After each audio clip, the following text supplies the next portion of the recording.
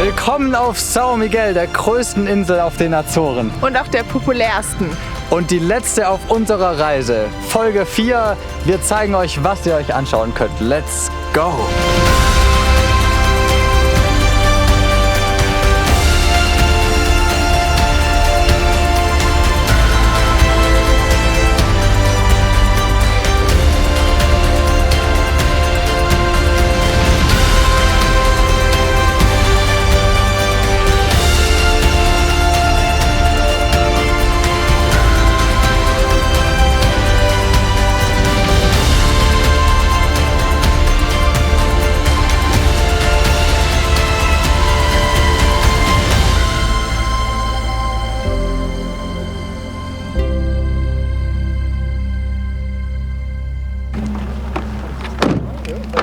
Oh mein Gott, sind hier viele Autos. Absoluter Kulturschock. Auf der touristischsten Insel der Azoren angekommen als letzte Insel. Ist das hier der völlige Schock. War vielleicht nicht so die klügste Reihenfolge von Flores, so eine der am wenigsten besiedelsten und abgeschiedensten Inseln auf São Miguel, so die Hauptinsel. Vor allem normalerweise gibt es einfach gar nicht Parkplätze, sondern nur so eine Einfahrt. Und da stellt man sich halt kurz an die Straße, weil da sind nur 3 Autos. Und dann guckt euch das hier an. Es ist einfach ein riesen Parkplatz und es sind einfach Autos da. So viele Autos. Oh ja. mein Gott. Teilweise fahren dann auch Reisebusse hier vorbei und sowas. Ich weiß gar nicht, was wir uns da jetzt angucken. Ich weiß es auch nicht. Wir müssen uns da jetzt wahrscheinlich mit den Touristen so reinquetschen und so. Ja. So einen Parkplatz, aber das hier ist der Eingang. Wild. Weiß ich nicht. Dixie-Klos. Hier ist einfach so ein offizieller, großer, breiter Weg. Ja. Und ich habe schon die erste Person mit Sandalen und Socken gesehen. Und wir haben auch schon 3 Leute Deutsch sprechen hören und der Rest war Spanisch oder so. Und man kann hier gar nicht mehr erstens ungestört reden, weil alle verstehen Deutsch. Und auch nicht ungestört filmen, weil hier sind so viele Leute. Ja, wirklich. Also die Aufnahmen von den anderen Inseln, wo ihr immer keine Menschen seht, lag nicht daran, dass wir gewartet haben, dass da keine Menschen sind, sondern Da war niemand. da war halt auch einfach niemand. Jetzt nicht denken, dass hier alles voller Menschen ist. Das ist, glaube ich, nur für uns gerade so ein Schock, weil wir von einer Insel kommen, wo halt nur 5000 Menschen überhaupt gelebt haben. Und jetzt hier 5000 Menschen auf dem Weg sind. Aber trotzdem, der Wald ist sehr schön. Es ist hier so ein Pinienwald, es riecht unglaublich gut. Das ist der Nadelwald, auch in dem wir auf den Azoren waren. Stimmt.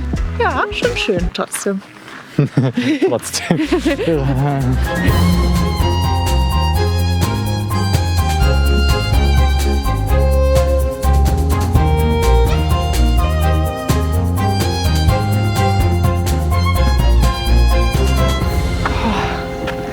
Schon sehr, sehr schön.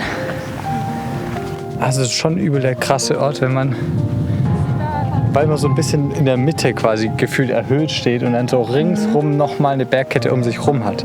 Das heißt, man ist gar nicht Teil der Bergkette, sondern man ist der Mittelpunkt von der Bergkette und dann ist rechts ein See und ist links ein See und darüber hinaus das Meer ist schon krass. Naja, ultra. Nur die Menschen.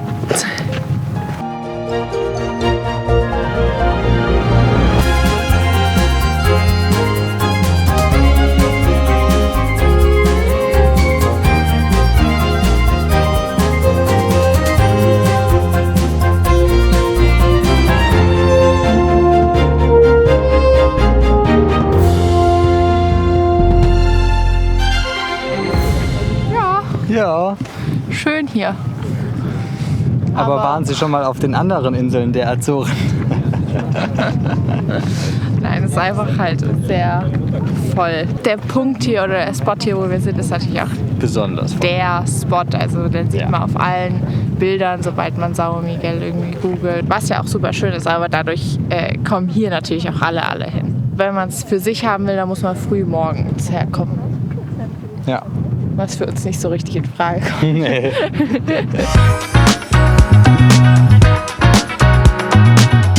Hier ist einfach ein Souvenirshop. Das ist der erste Souvenirladen außer einer am Flughafen hier in São Miguel, den wir bis jetzt gesehen haben. Nach 2 Wochen Azoren. Aber das ist gut. Ich brauche noch einen Magneten.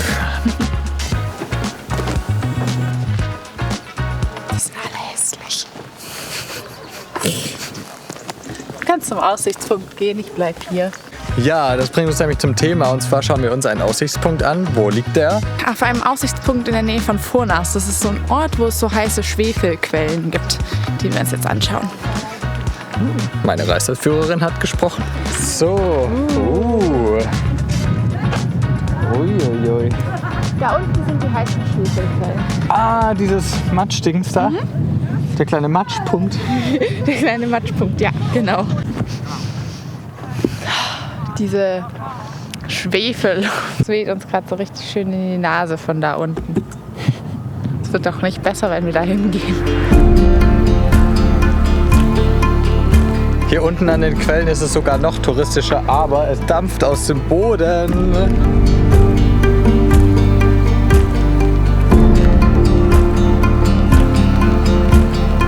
In diesen Löchern am Boden wird der traditionelle Eintopf hier gekocht. Und zwar kommt der morgens rein in diese Löcher, dann wird es zugemacht und gart dort den ganzen Tag über durch. Und in dem Eintopf sind so Sachen wie Gemüse, Kartoffeln, irgendwelche Wurzelsachen und natürlich halt auch Fleisch, also Kuh oder Schwein. Genau, und das ist hier so das traditionelle Essen eigentlich. Und wir wollen das heute auch auf jeden Fall probieren. Die Frage ist nur, wir haben nichts reserviert, ob wir was kriegen. Ja, irgendwie war uns von den anderen Inseln nicht klar, wie touristisch das hier ist. Also, wir haben gerade auch das erste Mal fürs Parken bezahlt.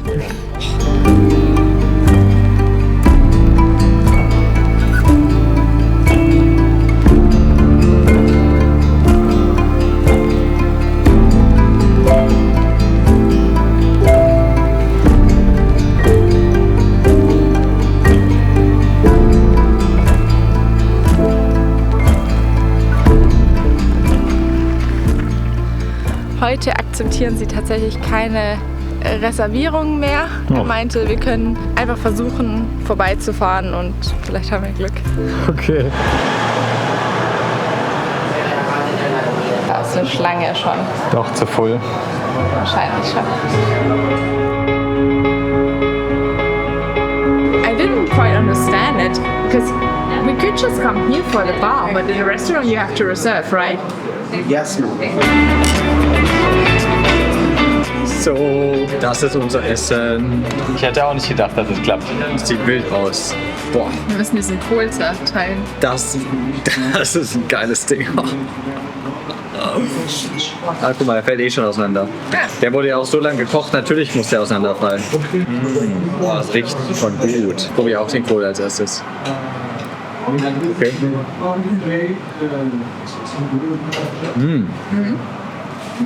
Weißkohl, so zart. Super nice. Das Kohl zart, das ist so. Zarter Kohl. Sehr lecker. Und die Kartoffel. Ich frage mich, was für eine Art von Fleisch das hier ist, aber es zerfällt praktisch so. Oh, die Kartoffel schmeckt nach so viel mehr als nur eine Kartoffel. Die Kartoffel schmeckt nach allem Möglichen. Was hast du da? Oh ja. Das ist aber sehr lecker. Es ist wirklich gut. Es ist super zart alles, weil es so lange gekocht wurde. So eine Empfehlung. Also das Ganze kostet 2 Personen 40 €. Aber es schmeckt auch echt gut und das ist diese Tradition. Ich mache den Link in die Videobeschreibung zu diesem Restaurant. Geht einfach in die Bar von dem Restaurant und nicht in den Restaurantraum. Dort bekommt ihr es auch noch an dem Tag spontan, wenn sie was da haben. Und jetzt, Alter, essen wir das so gut. Auch die Chorizo ist richtig geil. Ja. Hammer.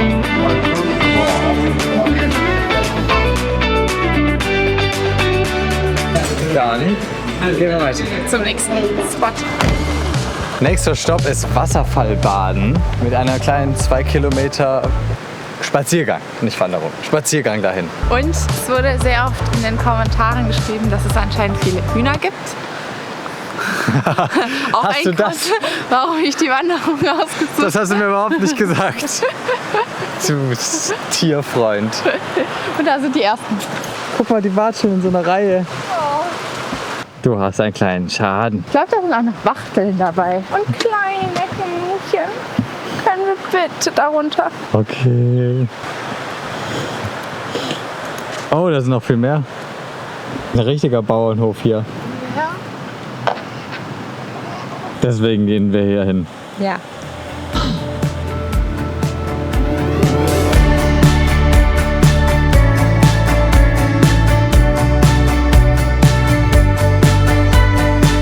Es ist einfach wieder so schön hier. Es ist unglaublich schön, der Weg hier ist richtig traumhaft, richtig magisch. Das ist das, was wir uns wieder gewünscht haben. Das gibt es auch auf São Miguel mit nicht so vielen Leuten und wunderschöne Natur, wo man einfach wieder zu Fuß irgendwo reinläuft und dann ist es nur noch grün um einen herum. Ja, unglaublich schön. Und das Gute ist, bei den paar Höhenmetern wird man noch mal richtig warm, dass man sich oben im Wasserfall abkühlen kann. Mehr Hühner Mitten auf dem Weg. und kleine Hühner. Oh, da sind sogar Küken dabei. Die sind unter der Mama-Henne. Viele kleine Hühner. Da sind auch ganz viele. Und da geschlafen Katharina.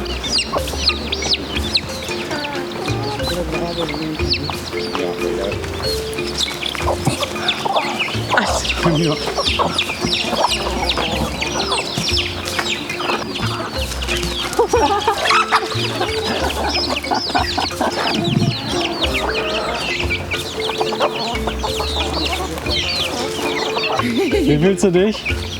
Ich fühle mich ein bisschen wie im Hühnerstall. Aber sehr wohl. Jan ist neben dir.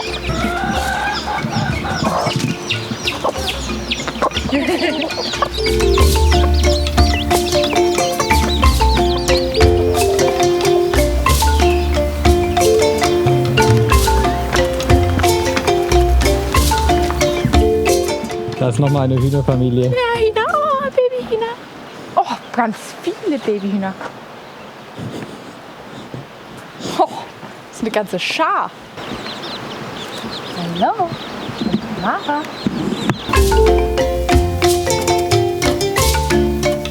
Da ist er. Oh yeah. Boah. So, jetzt sind wir hier. Wow. Ein Dschungel überall, wo man hinschaut. Mega schön.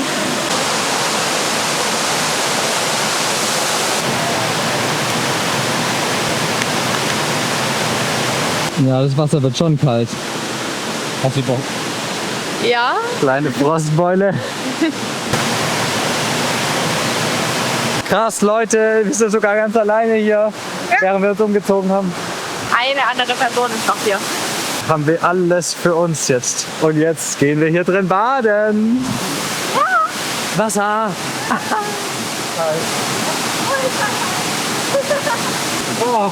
Oh.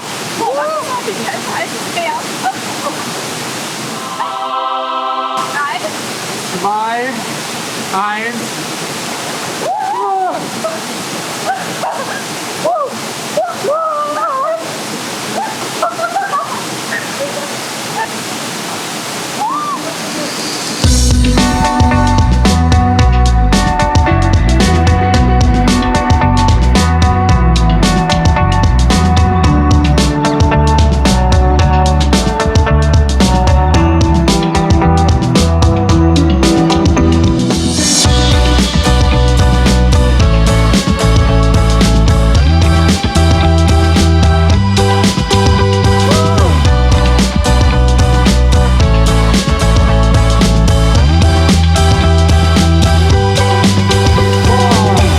Arschkalt.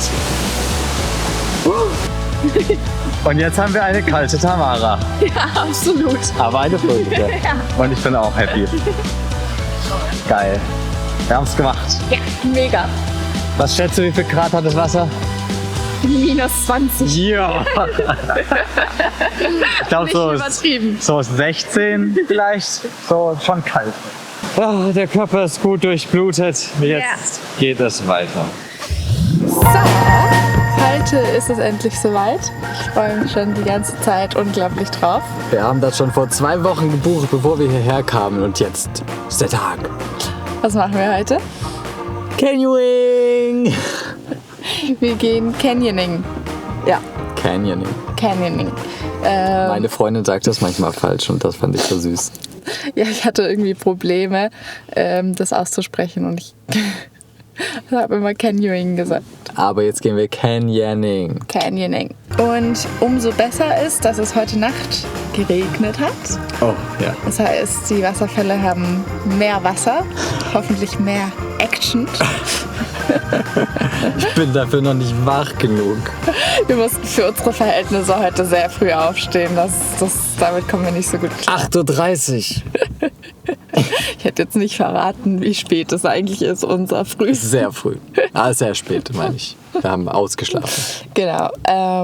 Wir werden euch danach auf jeden Fall berichten und vielleicht können wir ein paar Sachen einblenden. Und jetzt los. Jetzt Jetzt geht's. gehen wir in den Wasserfall und den Canyon und rennen hoch und machen Canyoning.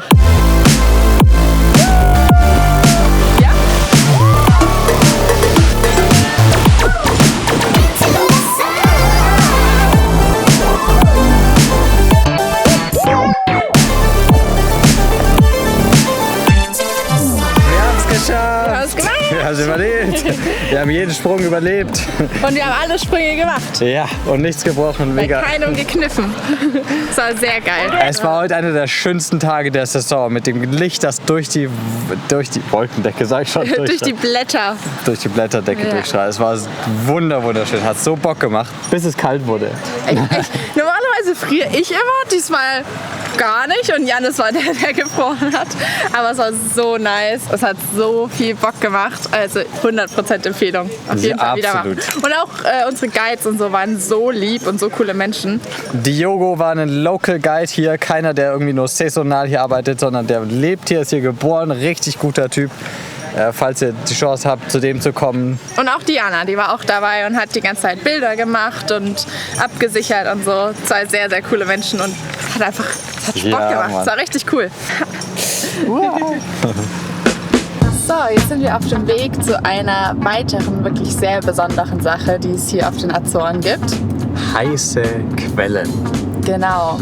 Hier gibt es an mehreren Orten wird das Wasser halt durch die vulkanische Aktivität im Boden aufgeheizt und tritt dann eben als heiße Quelle aus. Und dann hat man so kleine Schwimmbecken, die einfach auf natürlicher Weise so 37 bis 39 Grad haben, was ziemlich krass ist.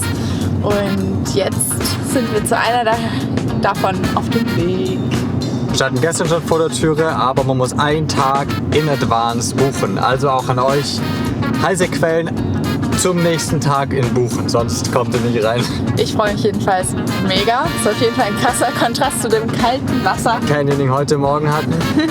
Aber ja, auch sehr schön. Jetzt ein entspannender Ausklang des Tages. Mitten im Urwald. Du siehst elegant aus mit deinen Badeschlappen.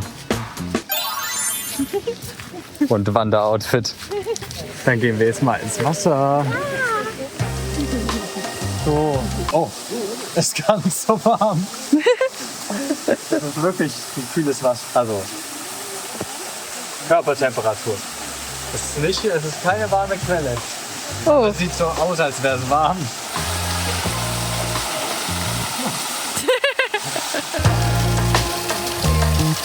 Das war ein extrem schönes Becken, aber jetzt müssen wir noch mal in ein warmes. Ja, hier ist es warm. Yes, it's warm.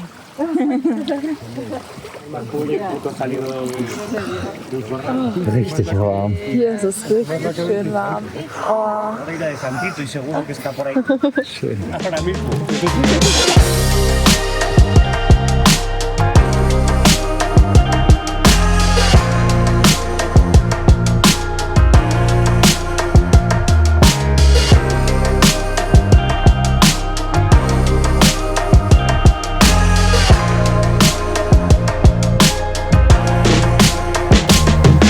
Das sind die warmen Quellen, die mal mehr und weniger warm sind. Aber wir haben es gerade komplett für uns.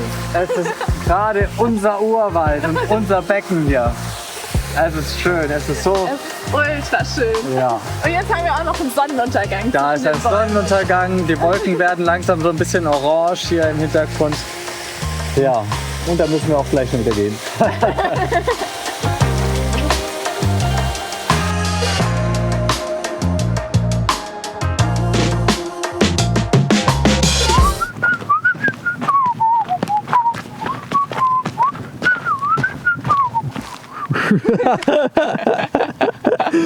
Ich würde gerne weiterfahren, aber ich muss lachen.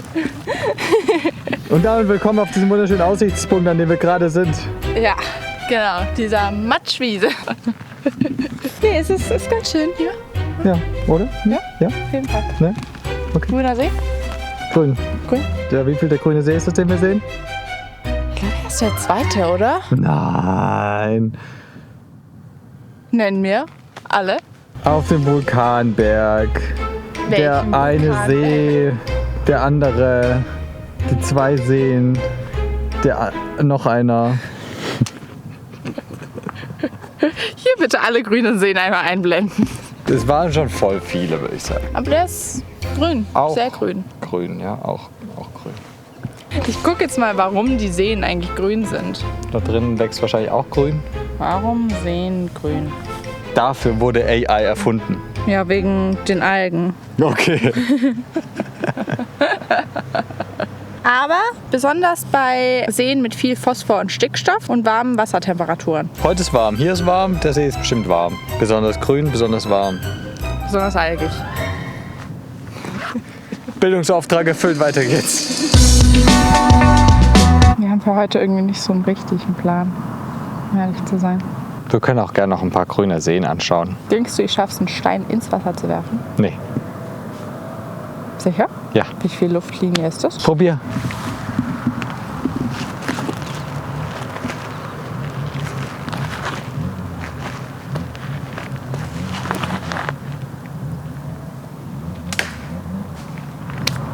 Ja, man hat das Wasser gehört, oder? Also für einen kurzen Moment fand ich, sah es so aus, als könnte es was werden. Willst du es probieren? Ja. Er wird sich vorbereitet für den Wurf seines Lebens. Auch noch den richtigen Stein. So mittlere Größe, der ist zu leicht, ein bisschen schwerer. Dann probieren wir es mit dem. Bitte fall da nicht runter, gell? Stopp vorher. Weil da geht's steil runter. Und er holt Anlauf. Okay. Okay, er ist jetzt nicht so.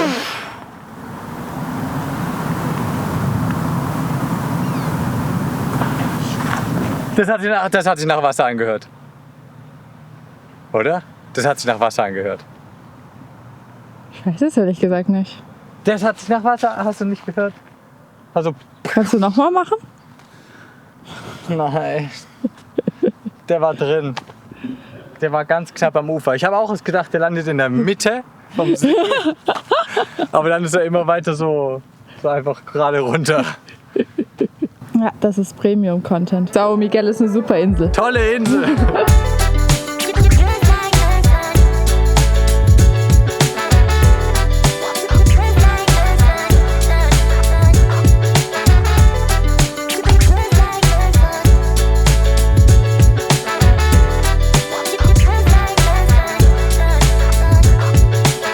So, weil es heute übertrieben heiß ist, dachten wir können schwimmen gehen in den Natural Swimming Pools, die es überall auf der Insel und auch auf den anderen Inseln hat. Und die Wellen sind heute relativ hoch. Ich weiß nicht, ob das hier irgendwie an der Stelle besonders ist, aber es gab schon ruhigere Natural Swimming Pools, Aber- an denen wir waren. Sieht cool aus in dem Vulkan-Dings, Felszeug hier.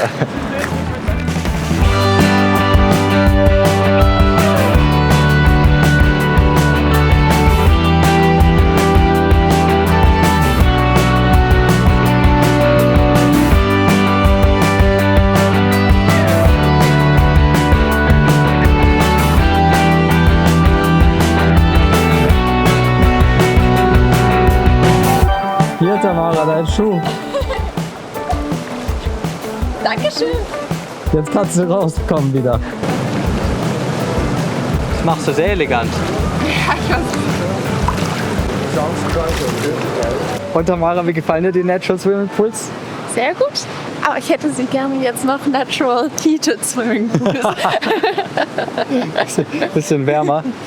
Und ich bin fast am Schwitzen, weil es hier so warm ist und die Sonne hier runterknallt. Nee. Kleine Frostbeule hier ist am Zittern, aber nee, die sind wirklich wunderschön hier. Ja, ultra. Es ist so farbenfroh, wenn die Sonne hier drauf scheint. Ja. wenn auf São Miguel, dann unbedingt zu diesen Natural Swimming Pools kommen. Link auch unter dem Video. Das war ein schöner Abschluss. Ein wunderschöner Abschluss.